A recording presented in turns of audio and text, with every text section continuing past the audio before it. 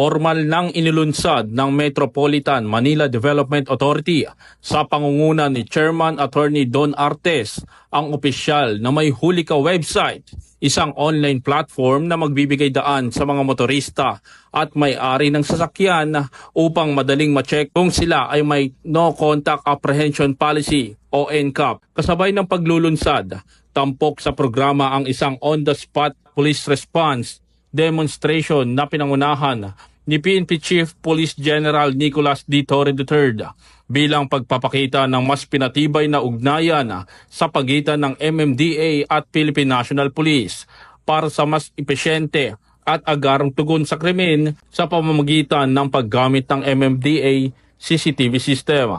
Bilang bahagi ng pinalakas na koordinasyon, inanunsyo ni Police General Torre na magkakaroon ng police personnel na may radyo na itatalaga sa MMDA Monitoring Center upang mas mabilis na maiparating sa pulisya ang mga insidenteng nangangailangan ng agarang aksyon.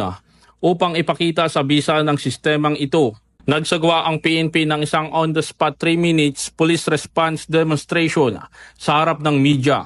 Hinamon ni Police General Torre ang press ng pumili ng lokasyon sa loob ng Quezon City at agad niyang niradyo ang pinakamalapit na pulis sa nasabing lugar. Sa loob lamang ng 3 minuto, matagumpay na nakapagresponde ang itinalagang pulis, patunay ng kahandaan ng PNP sa paggamit ng teknolohiya para sa mabilis na serbisyo publiko.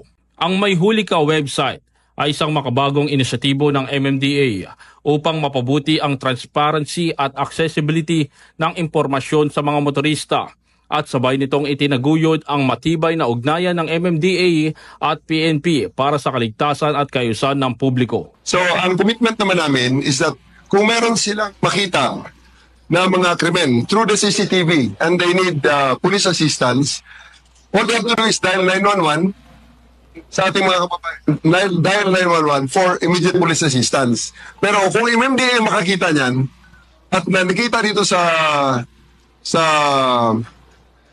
mga facilities like CCTV camera sa MMDA, hindi na kaya tumawag 911 kasi maglalagay na kami rito ng police na may radyo na naka-connect diretso sa ating command center. So diretso dispatch na.